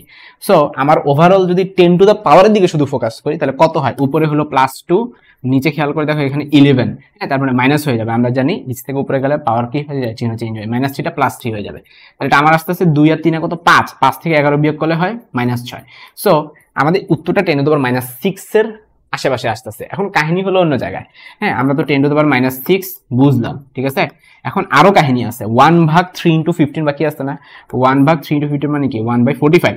এখন 1/45 এর মান কি হবে, এটাও তো 0.0 সামথিং একটা ভ্যালু, তাই না। তাইলে ব্যাপারটা খেয়াল করে দেখো, 1/45 এর মান হচ্ছে, তুমি যদি আন্দাজ করো, তুমি মনে মনে একটা ডাবল শূন্য নিয়ে আসতে পারো, তখন সেক্ষেত্রে এখানে 10 টু দ্য পাওয়ার -2 হবে, ঠিক আছে। তাহলে 100/45 করলে 2 দশমিক সামথিং হবে, 2 দশমিক something into 10 to the power, এখানে -2 এখানে -6, 10 টু দ্য পাওয়ার -8 আসতেছে, যেটা তোমার অপশনে নাই। এত কষ্ট করে অঙ্ক করলাম, কিন্তু 10 টু দ্য পাওয়ার -8 অপশনেই নাই। সো আমরা এর জন্য এটা উত্তরটাকে ব্ল্যাঙ্ক রাখবো, ঠিক আছে। সো এত কষ্ট করে এটা অঙ্ক করলাম, বাট আনসার নেই। আচ্ছা, যাই হোক, সো এর আনসারটা হবে ব্ল্যাঙ্ক। পরের প্রশ্ন, শান্ততাঙ্কের উপর তাপমাত্রা চাপে প্রভাবের ক্ষেত্রে কোনটি সঠিক নয়। তো আমরা একটা একটা করে পড়ে আসতে হবে, যে তুমি তল পথের ক্ষেত্রে তুমি যত তাপমাত্রা বাড়াবা, তত কিন্তু শান্তটা কি হয়ে যায়, কমে যায়, ঠিক আছে, তখন শান্ততাঙ্কটা কি হয়ে যায়, কমে যায়। আচ্ছা, পরেরটা, গ্যাসের শান্ততা গ্যাস অনুসময়ের গড় বেগের সাথে সমানুপাতিক, রাইট, যে তোমার শান্ততাঙ্কটা কি ভি এর সাথে সমানুপাতিক। তারপরে কি, গ্যাসের শান্ততাঙ্ক চাপের উপর নির্ভরশীল না, চাপের উপর সেটা নির্ভরই করে না। আমরা কিছুক্ষণ আগে এরকম একটা অবজেক্টিভ পড়ছিলাম, সেটা কিন্তু চাপের উপর নির্ভর করে না। যেসব বস্তু স্থিতিস্থাপক ধর্ম বিভিন্ন দিক থেকে বিভিন্ন, সেটাকে আমরা অসমদিক ধর্মী বলে থাকি। বিভিন্ন রকম হলে অসমদিক ধর্মী, আর একই রকম হলে সমদিক ধর্মী। স্থিতিস্থাপকতার সম্পর্কে কোটি সঠিক নয়। স্থিতিস্থাপকতা গুণাঙ্ক সমস্যার পীড়ন বা বিকৃতি, কথা কিন্তু সত্য, পীড়ন বা বিকৃতি কিন্তু আমরা গুণাঙ্ক বলে থাকি, বিকৃতি বা পীড়ন তো না, এটা ভুল, এটা ডাহা মিথ্যা কথা, ঠিক আছে। পরের প্রশ্ন, স্থিতিস্থাপক গুণাঙ্কর ক্ষেত্রে নিচের কোনটি সঠিক নয়। একটা একই রকম প্রশ্ন বারবার আসতেছেন, হ্যাঁ, যে চাপ বাড়াইলে বস্তু সংকুচিত হয় না, এটা তো মিথ্যা কথা। চাপ বাড়াইলে অবশ্যই সংকুচিত হয়, পি বাড়লে অবশ্যই তুমি যে কোনো বস্তু খুব অল্প পরিমাণে হইলেও কিন্তু হয়, ঠিক আছে। আচ্ছা, প্রবাহী পদার্থের জন্য কোনটি সঠিক, অর্থাৎ রেডিমেড ফর্মুলা তুমি দেখবা। এখানের মধ্যে প্রথম যে সূত্রটা, এটা ভুল সূত্র লিখছে, দ্বিতীয়টা F = 6π/RB, এটা হচ্ছে স্টোকসের সূত্র, এটা কিন্তু ঠিক, ঠিক আছে, এটা কিন্তু একটা সঠিক ফর্মুলা, ওকে। আচ্ছা, পরের প্রশ্ন, নিচের কোন জোড়াটি স্থিতিস্থাপকতার জন্য সঠিক তথ্য। ওই যে তোমাদেরকে দাগায় দিলাম না, ওই ছকের মধ্যে থেকে নিয়ে আসতে হবে আয়তন গুণাঙ্ক। সো এইটা কে পারবে আমি জানি না, ওই ছক যারা পুরো মুখস্থ রাখছে তারা শুধুমাত্র পারবে। দেখবা পিতলেরটা আয়তন গুণাঙ্কটা 11, এইটাই সঠিক, বাকিগুলো সব মিথ্যা কথা। এখন এটা কারা পারছে, যারা পুরো ছকটা মুখস্থ করছে। সো তোমরাও যারা অ্যাডভান্স প্রিপারেশন নিতে চাও, টপ 100-এ থাকতে চাও, বা ঢাকা মেডিকেল চাও, শুধুমাত্র তারা পুরো ছক পড়বা, বাকিটা হচ্ছে জাস্ট দাগানোগুলো পড়বা। নিম্নে কোনটি তলে পৃষ্ঠটার উপর প্রভাব বিস্তার করে। টেম্পারেচার নাকি বিষয়ের উপর নির্ভর করে না, মিথ্যা কথা, করে। তারপরে কি বলছো, এটা মিথ্যা কথা। মুক্ত তলের সংস্পর্শে যে মাধ্যম থাকে তার উপর পৃষ্ঠটার মান নির্ভর করে না, এটার উপর নির্ভর করে। মুক্ত তলের উপর নির্ভর করে, কয়েকটা পয়েন্ট আছে তোমাদের বই দেখবা, টেম্পারেচার বা মুক্ত তলের উপর, দূষিত পদার্থের উপর, জৈব পদার্থের উপর, ঠিক আছে। আচ্ছা, এখানে কি বলছে, তলের পৃষ্ঠে তেল থাকলে বিস্ফোরণ কমে যায়, এটা কিন্তু সত্য। তোমার যদি তেল দিয়ে দাও, তখন কিন্তু তোমার বিস্ফোরণটা কি হয়ে যাবে, কমে যাবে। পরের প্রশ্ন, নিচের কোন জোড়ি স্থিতিস্থাপকতার জন্য সঠিক। ওই যাবার আগের মতো, হ্যাঁ, তোমরা দেখবা যে অ্যালুমিনিয়ামটা কিন্তু কারেক্ট। সো বুঝতে পারতেছো, ছকটা কিন্তু মুখস্থ করাটা এখন জরুরি হয়ে গেছে। এটা ডিরেক্ট ফর্মুলা, এটা সমান F/A থিটা, আমরা অলরেডি কিন্তু পড়ে আসছি। স্থিতিস্থাপকতার সীমার মধ্যে পথের দৈর্ঘ্য পীড়ন এবং দৈর্ঘ্য বিকৃতির অনুপাতটাকে আমরা ইয়ং এর গুণাঙ্ক বলে থাকি। ইয়ং এর গুণাঙ্কর ফর্মুলাটাকে উপরে হবে দৈর্ঘ্য পীড়ন, নিচে হবে দৈর্ঘ্য বিকৃতি, ঠিক আছে। উপরে হবে দৈর্ঘ্য পীড়ন, নিচে হবে দৈর্ঘ্য বিকৃতি। পথে ভৌত ধর্ম সম্পর্কে নিচের কোনটি সঠিক নয়। দেখো, গ্যাসের আন্তঃআণবিক আকর্ষণ সর্বোচ্চ ও স্থানান্তর গতি সর্বনিম্ন। দেখো, আন্তঃআণবিক আকর্ষণ সর্বোচ্চ হয় কঠিন পদার্থে, গ্যাসে না। গ্যাসে তো অনেক দূরে দূরে থাকে, তাহলে আন্তঃআণবিক সর্বোচ্চ কি হয় কিভাবে আকর্ষণ, সেটা মিথ্যা। স্যারে কিন্তু একটু আগে প্রশ্নে মিথ্যাটাই চাইছে। সো আনসারটা কি হবে, অপশন ক হবে। পরের প্রশ্ন, স্পর্শকোণ যদি সূক্ষ্মকোণ হয় তবে নিম্নের কোণটি, দেখো মানে কি থিটা মানে 90 কম হয়, আমরা অলরেডি পড়ে আসছি। 90 কম হলে সেটা কিন্তু কিরকম হয়ে থাকে, সেটা অবতল হয়, সেটা কিন্তু তলপথের উপরের দিকে উঠে। আমরা চলো পড়ি, তলটি নলের গাত্র স্পর্শ করে না, এটা একটা মিথ্যা কথা লিখছে। আমরা পড়ছিলাম 90 কম হলে সেটা কিন্তু স্পর্শ করে, হ্যাঁ অপশন লিখছে করে না। এখন হয়েছে কি আমাদের প্রশ্নে তো মিথ্যাটাই চাইছে, তা তো হয়ে গেল, সো এটা একটা সঠিক আনসার। আচ্ছা আবার কি দেখছে, কোহেসিভ বল অ্যাডহেসিভ বলের চাইতে বড় হয় না, কোহেসিভ বলটা অ্যাডহেসিভ বলের চাইতে ছোট হয়, সো এটাও তাহলে আমরা মিথ্যা পেয়ে গেলাম, ঠিক আছে। আচ্ছা এটা অবতল লিখছে, এটা কি বলছে, কৈশিক নলের তলের পৃষ্ঠদেশ অবতল হবে, এটা তো সত্য, অবতলই হয়। হ্যাঁ ওনারা মিথ্যাটা চাইতেছে, কৈশিক নলে তরলের অধঃক্ষেপণ হয়, তরলটা কি হয়ে যায় নিচের দিকে তোমার নেমে যায়, ঠিক আছে, সরি উপর দিকে উঠে যায়, উপরের দিকে উঠে যায়, তাহলে এটাও তো মিথ্যা। ওনারা বলছে অধঃক্ষেপণ হয়, অধঃক্ষেপণ মানে নিচের দিকে নেমে যায়, বাট আমরা তো জানি এটা উপরের দিকে উঠে যায়। ক্লিয়ার? এই যে চিত্রটা হচ্ছে এরকম, আমি এটা বারবার শিখাচ্ছি যে এটা কিন্তু উপরে উঠে যাওয়া, এটা নিচে নামা না, এটা এই পয়েন্ট থেকে চিন্তা করবা উপরের দিকে উঠে যাচ্ছে, সো উপরের দিকে উঠতেছে, কিন্তু শেপ, যখন তুমি শেপ বলবা শেপটা কিরকম, তখন উপরে থেকে তাকাবা, উপরে থেকে তাকাইলে এটা কিন্তু কি দেখতে পাবা, অবতল দেখতে পারবা, ঠিক আছে, অবতল দেখতে পারবা। আর এটা কি ভিজাবে, এটা কি ভিজাবে, ওকে। তো অনেক কিছু আমি বলে দিলাম, সো এটাও মিথ্যা, ঠিক আছে। এখন আসলে হচ্ছে কি এ উত্তর, বি উত্তর, ডি উত্তর, অ্যাকচুয়ালি প্রশ্নটা হওয়া উচিত ছিল বৈশিষ্ট্য কোনটি, তখন উত্তর অপশন গ হইতো। আচ্ছা যাই হোক, এখন কি করবে, ভুল প্রশ্ন দিছে বা ইচ্ছা করে 3টা আনসার দিছে। স্থিতিস্থাপকের গুণাঙ্ক সংক্রান্ত নিচের কোন তথ্যটি সঠিক না, আবার সেম কাহিনী, তোমার জাস্ট তুমি ফর্মুলা গুলো তাকাবা, দেখবা y = FL/L এটা সঠিক ফর্মুলা, y = MgL/π² সঠিক ফর্মুলা, f এর জায়গায় mg বসাইছি, এর জায়গায় π² বসাইছি, ইয়ং এর গুণাঙ্ক মাত্রা এটা ঠিক আছে, তবে এই মাত্রাটা ভুল দিছে আর কি, ঠিক আছে, এটা ভুল দিছে। আচ্ছা ই হচ্ছে এই তোমার তীব্রতা আর কি। তারপর স্থিতিস্থাপক ইয়ং গুণাঙ্ক কোন মানটি সঠিক নয়, ওই যে ছকটা তুমি পড়বা, ছক করে দেখবা, আমরা পড়ছিলাম ইস্পাতের কিন্তু 20 × 10⁻10, ওনারা 21 দিয়ে রাখছে, সো এটা মিথ্যা। নিচের কোনটি স্থিতিস্থাপকতার জন্য সঠিক নয়, ইয়ং এর গুণাঙ্ক মানে কি দৈর্ঘ্য পীড়ন বাই দৈর্ঘ্য বিকৃতি, এটা সঠিক। তারপরে কি পীড়ন মানে কি f/a, এটাও সঠিক। তারপরে কি প্রযুক্ত বল অপসারণ করলে বস্তু যদি আগের আকার বা আয়তন ফিরে পায় তখন সেটাকে আমরা পূর্ণ স্থিতিস্থাপক বলে থাকি, এটাও সঠিক। তো এ বি সি 3টাই সঠিক, নিশ্চয়ই ডি মিথ্যা হওয়ার কথা। হ্যাঁ ইংরেজ বিজ্ঞানী কি বলছে যে স্থিতিস্থাপক সীমার মধ্যে বিকৃতি প্রযুক্ত বলের সমানুপাতিক নয়, এটা ডাহা মিথ্যা কথা, এটা সমানুপাতিক। উনি কি বলছিল যে তার বিকৃতি এবং পীড়ন পরস্পর সমানুপাতিক। কোন উক্তিটি সত্য নয়, স্কেলার রাশি যোগ বিয়োগ গুণ ইত্যাদি সাধারণ গণিতের নিয়ম অনুসারে হয়, এটা তো সত্য। তারপরে কি কোন শব্দের মধ্যে যদি একাধিক কম্পাঙ্ক থাকে তাহলে সেই শব্দকে স্বর বলে, এটাও সত্য। সকল অকেলাসী পদার্থের গলনাঙ্ক হিমাঙ্ক একই না, ভিন্ন ভিন্ন রকম হয়ে থাকে, সো আমরা মিথ্যা পেয়ে গেছি। তরলের পৃষ্ঠটানের ক্ষেত্রে কোনটি সঠিক নয়, তুমি যদি টেম্পারেচার বাড়াও তাহলে পৃষ্ঠটানটা কমে যাবে, বাট এখানে কি দিচ্ছে পৃষ্ঠটানটা বৃদ্ধি পাবে, সো এটা মিথ্যা, ঠিক আছে। দুটি তলের মধ্যকার স্থির ঘর্ষণ গুণাঙ্ক, এটা নিউটনের বলবিদ্যার কোনটি পৃষ্ঠটান সম্পর্কিত ঘটনা নয়, বল পেনে লেখা যে হয় সেটা তোমার কৈশিক নারীর জন্য, সো এটা পৃষ্ঠটানের জন্য আমরা বলবো না, বাকি সবগুলো কিন্তু পৃষ্ঠটানের জন্য, ঠিক আছে। বেঞ্জিনের সান্দ্রতা গুণাঙ্ক ওই ছকের মধ্যে আছে, তো মুখস্থ করে ফেলবা। তারপর কোনটি পৃষ্ঠটানের উপর প্রভাব বিস্তার করে না, দেখো দূষিতকরণ প্রভাব বিস্তার করে, তাড়িতাহিতকরণ ওই ইসাক স্যারের বই থেকে দেখবা 5-6টা পয়েন্ট আছে, তাপমাত্রার উপর ডিপেন্ড করে, চৌম্বকত্ব কোনো পয়েন্টই নাই, তুমি চৌম্বকত্ব বাড়াও বা কমাও তোমার পৃষ্ঠটানের উপর কোনো প্রভাব পড়বে না। একটি ক্ষুদ্র গোলাকার বস্তু কোন তলের মধ্য দিয়ে প্রান্ত বেগে পড়ছে, বস্তুর ওজনটা দিয়ে দিচ্ছে, প্লবতাও দিয়ে দিচ্ছে, হলে বস্তুর উপর ক্রিয়ারত সান্দ্র বলটা কত হবে, খেয়াল করে দেখো, ওজনটা কোন দিকে ক্রিয়া করে, ওজন খাড়া নিচের দিকে ক্রিয়া করে, হ্যাঁ 0.03 নিউটন। তারপরে তোমার প্লবতা 0.01 নিউটন, সারা হচ্ছে সান্দ্র বল চাইছে, ওকে। এখন একটা জিনিস খেয়াল করে দেখো, প্লবতা কোন দিকে ক্রিয়া করে, সান্দ্র বল কোন দিকে ক্রিয়া করে, মনে রাখবা প্লবতা উপরের দিকে ক্রিয়া করে, সান্দ্র বল উপরের দিকে ক্রিয়া করে, উপরের দিকে, তাহলে প্লবতা তো স্যার দিয়েই দিছে তাই না 0.01, সান্দ্রতা উপরের দিকে ক্রিয়া করে, এটা মনে মনে আমি এফ ধরলাম, ঠিক আছে। তাহলে এখন উপরের দিকে কাজ করতেছে দুইজন, একটা হলো এফ আর একটা হচ্ছে 0.01, আর নিচে দিয়ে কাজ করতেছে শুধুমাত্র একজন 0.03, তাহলে এফ এর মান কত হবে, এই পাশ থেকে ওই পাশে চলে গেলে 0.02 হবে, সো খুব ইজি একটা কনসেপ্ট, এখান থেকে আমরা আনসার পেয়ে গেলাম, উত্তরটা 0.02, ওকে। নেক্সট কোয়েশ্চেন, পয়জন অনুপাতটা যদি সিগমা হয়, এটা ফর্মুলা হচ্ছে পার্শ্ব বিকৃতি ডিভাইডেড বাই কি দৈর্ঘ্য বিকৃতি, পার্শ্ব বিকৃতি ডিভাইডেড বাই দৈর্ঘ্য বিকৃতি।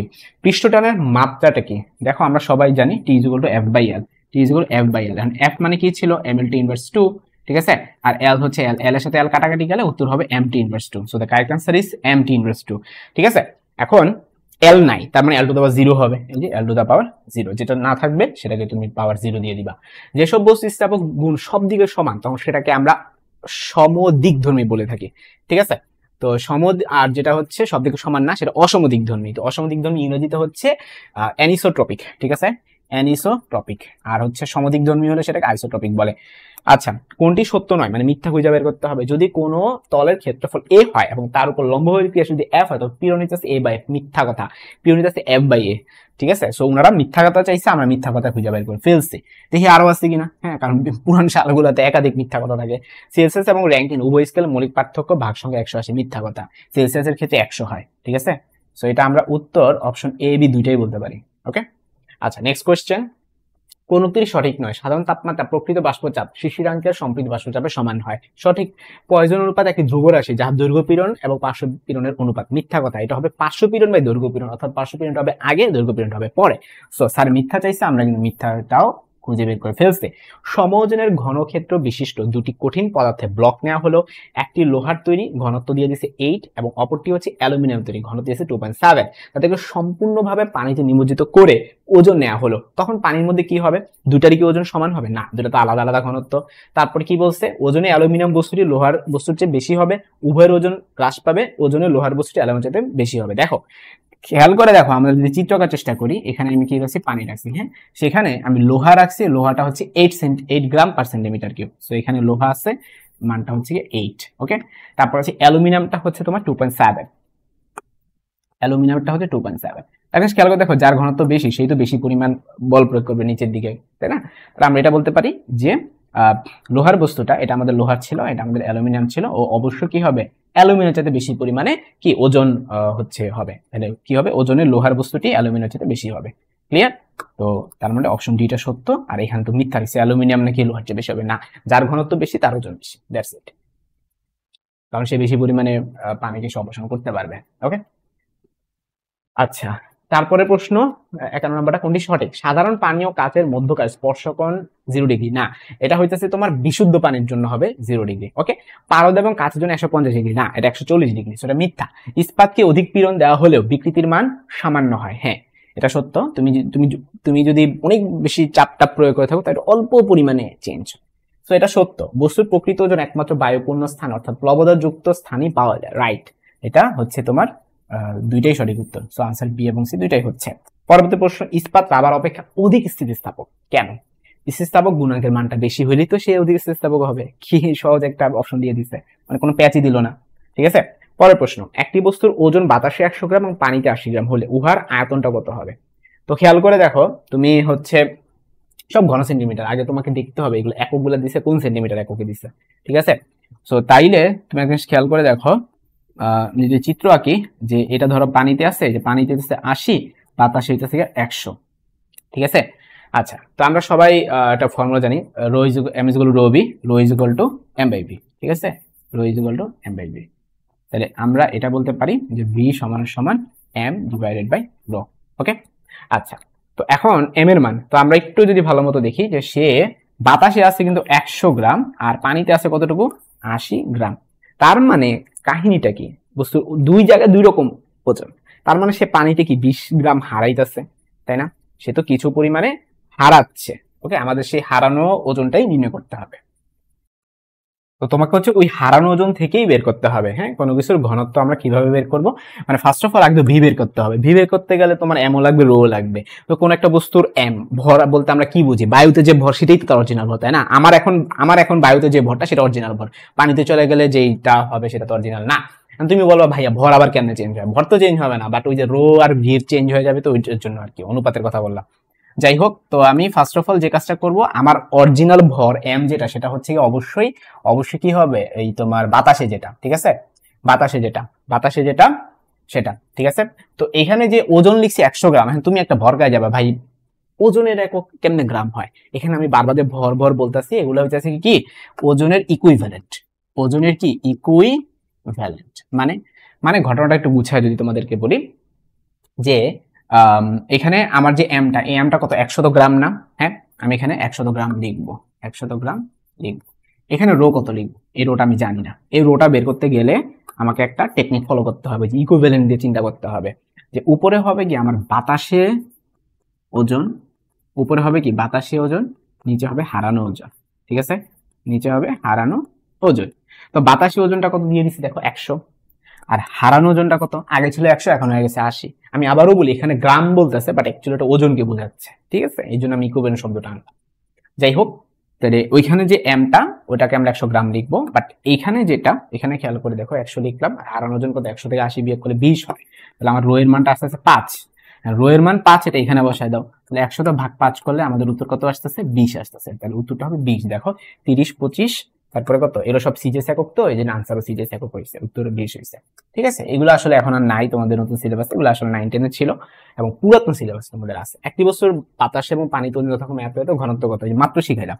রো সমান সমান উপরে হবে বাতাসে ওজন মানে 12.75, নিচে কি হবে হারানো ওজন, মানে এটা থেকে বিয়োগ করে দিবা 12.75 মাইনাস 9.26। তখন ক্যালকুলেটর অ্যালাউড ছিল, এর জন্য পোলাবাইন তো ঝামেলা লাগে নাই। তাইলে 9 হাতে থেকে 1, 3, এখানে 4 হবে 0.3, 3.49। দেখো 12.75 কে যদি তুমি 3.49 দিয়ে ভাগ করো, এর উত্তরটা আসবে 3.65। ঠিক আছে, তোমার একটা কনফিউশন, ভাই আমি এটা ক্যালকুলেশন কেমনে করবো, তোমার তো ক্যালকুলেশন নিয়ে ঝামেলা করা দরকার নাই। এটা 1998 সালের প্রশ্ন, তোমার জন্মের আগে। ঠিক আছে, তখন ক্যালকুলেটর অ্যালাউড ছিল। ঠিক আছে, তোমাদের সময় আসলে এরকম বাজে মান দিবে না, সুন্দর সুন্দর মান দিবে যাতে বিয়োগ করে কাটাকাটি করা যায়। পরের প্রশ্ন, কোনটি সঠিক? সিজেস পদ্ধতিতে পীড়নের পরম একক হচ্ছে নিউটন পার বর্গ সেন্টিমিটার। না, এটা তোমার নিউটন আসবে না, নিউটন হবে না, সেটা আর্গ হয়ে যাবে। তারপরে কি বলে যে সর্বোচ্চ মান পর্যন্ত স্থিতিস্থাপক থাকে, উহাকে পীড়ন সীমা বলে। না, সেটাকে স্থিতিস্থাপক সীমা বলে। তারপরে কি স্থিতিস্থাপক সীমার মধ্যে কোনো বস্তু উপযুক্ত পীড়ন হবে বিকৃতি সমানুপাতিক, এটা সত্য। এটা কিন্তু বিজ্ঞানী হুক সাহেব এটা বলে দিয়ে গেছে, তো সত্য একটা কথা বলে দিয়ে গেছে। ঠিক আছে, পরের প্রশ্ন, কোনটি হুকের সূত্র? এই যে মাত্র যেটা বললাম যে পীড়ন হচ্ছে বিকৃতির সাথে সমানুপাতিক, হুকের সূত্র। সান্দ্রতা হচ্ছে বায়বীয়রও একটা ধর্ম, তারপর তরল একটা ধর্ম, অর্থাৎ প্রবাহিত ধর্ম। সান্দ্রতা কার ধর্ম? প্রবাহিত ধর্ম। সো উত্তরটা কি হবে? অপশন গ, দুইটাই হবে। একটি বস্তুর দৈর্ঘ্য বিকৃতি দিয়ে দিচ্ছে, পীড়ন বিকৃতি, দৈর্ঘ্য পীড়ন দিয়ে দিচ্ছে। তো স্যারে ইয়ং গুণাঙ্ক চাইছে, আমরা সবাই জানি ইয়ং এর গুণাঙ্ক সমান সমান কাছে, উপরে হবে পীড়ন, নিচে হবে বিকৃতি। তো পীড়ন হচ্ছে 20 × 10⁻⁷, আর বিকৃতি হচ্ছে 2 × 10⁻⁴। তাহলে 20 আর 2 কাটাকাটি গেলে 10 হয়, 10 সাথে 10⁻7 গুণ করলে 10⁻8 হয়, 10⁻8 হয়, আর নিচে 10⁻⁴ হয়। তাহলে উত্তর কত দাঁড়াচ্ছে? 10⁻12 দাঁড়াচ্ছে। ঠিক আছে, তাহলে উত্তর হবে 10⁻12। এখন 10⁻12 অপশনে খুঁজো আগে। হ্যাঁ, এই যে দেখো 10 × 10⁻11, 10 × 10⁻11 মানেই তো 10⁻12। সো উত্তরটা হবে অপশন সি। তারপর প্রশ্ন, দৈর্ঘ্য প্রসারণের ক্ষেত্রে কোন উক্তিটি সঠিক নয়? তোমার যদি দৈর্ঘ্য প্রসারণ হয় সেক্ষেত্রে কোনটা সঠিক না? দৈর্ঘ্য প্রসারণ তাপমাত্রা পার্থক্যের সমানুপাতিক, এটা কিন্তু সঠিক। তোমার তাপমাত্রা বাড়াইবা, দৈর্ঘ্য প্রসারণ বাড়বে। দৈর্ঘ্য প্রসারণ বস্তুর উপাদানের উপর নির্ভর করে, সঠিক। এক এক বস্তু এক এক রকম প্রসারণ হবে। দৈর্ঘ্য প্রসারণ বস্তু আদি দৈর্ঘ্যের উপর সমানুপাতিক, হ্যাঁ এটাও সঠিক। কারণ হচ্ছে কতটুকু প্রসারিত হবে ছোট হাতের এল, সেটা আসলে কিন্তু বড় হাতের এল এর উপর ডিপেন্ড করে। তোমার যদি বড় হাতের এল কম হয় তাহলে প্রসারণ কম হবে, এরকম। দৈর্ঘ্য প্রসারণ তাপমাত্রা পার্থক্য ব্যস্তানুপাতিক, ডাহা মিথ্যা কথা, এটা সমানুপাতিক হবে। ঠিক আছে, পরের প্রশ্ন, পয়জন অনুপাতটা কি? আমরা জানি উপরে হবে পার্শ্ব বিকৃতি, নিচে হবে কি দৈর্ঘ্য বিকৃতি। তো এটা খুঁজে বের করো কোথায় আছে, অপশন ডি তে আছে, পার্শ্ব বিকৃতি ডিভাইডেড বাই দৈর্ঘ্য বিকৃতি। কোন বস্তুর ওজন বাতাসে এত পানিতে এত, ঘনত্ব কত? এটা আমরা অলরেডি শিখে আসছি। রো সমান সমান উপর হবে বাতাসেরটা, নিচে কি হবে বাতাসেরটা মাইনাস পানিরটা। ঠিক আছে, বা হারানো ওজন, আড়াই ডিভাইডেড বাই 0.5, তাহলে এটা কত আসবে? 5 আসবে। সো উত্তরটা হবে 5 সিসি। ঠিক আছে, 5 সিসি। তারপরে কি, কোনটি মিথ্যা? 1995 সালের প্রশ্ন, স্থির চাপে কোন গ্যাসের আয়তন প্রসারণ গুণাঙ্ক বিভিন্ন হয়ে থাকে। কোন গ্যাসের আয়তন গুণাঙ্ক একটা নির্দিষ্ট চাপের জন্য ফিক্সড ভ্যালু হয়ে থাকে। ঠিক আছে, বিভিন্ন হয় না, একই রকম হয়ে থাকে। আচ্ছা, তাইলে আমরা 63 নম্বর প্রশ্নে চলে আসছি। 1995 সালের 36 ঘন সেন্টিমিটার আয়তনে একটি বস্তু, উহার আয়তনের 4/3 অংশ পানির নিচে থাকে। খেয়াল করুন, মানে 36 সেন্টিমিটার কিউব ছিল পুরোটা, ওটার মধ্যে 4/3 ভাগ, ধরো ফর এক্সাম্পল এতটুকু। 36 কে তুমি 4/3 ভাগ করো, তাহলে কত হয়? 4 নং 36, তো তাহলে 27। তাহলে 27 হইতেছে নিচে থাকতেছে, আর উপরে ভাইসা আছে কতটুকু? ভাইসা আছে তোমার 9, তাই না? আচ্ছা, এখন স্যারের প্রশ্নে কি বলছে? আপেক্ষিক গুরুত্বটা কত হবে? খেয়াল করে দেখো, আপেক্ষিক গুরুত্ব মানে হচ্ছে সে যতটুকু অংশ ডুবে থাকে, যতটুকু অংশ ডুবে থাকে। তাইলে ডুবে আছে হচ্ছে তোমার 27, আর টোটাল হইতেছে 36, তাহলে কত? 3/4, বা আমরা জিনিসটাকে 0.75 বলতে পারি। তাহলে যত অংশ পানিতে ডুবে থাকে সেটাই তার কি আপেক্ষিক গুরুত্ব। ঠিক আছে, সো উত্তরটা হবে 0.75। তো এরই মাধ্যমে আমাদের হচ্ছে 1900 সালের, অর্থাৎ 1995 সালের প্রশ্ন সলভ করা শেষ, আর কোনো প্রশ্ন নাই। তো হচ্ছে আশা করি তোমরা সবাই বুঝতে পারছো। কারো কোনো ধরনের কনফিউশন থেকে থাকলে অবশ্যই ভাইকে জানাবা। তো আজকের মতো এতটুকুই, আল্লাহ হাফেজ।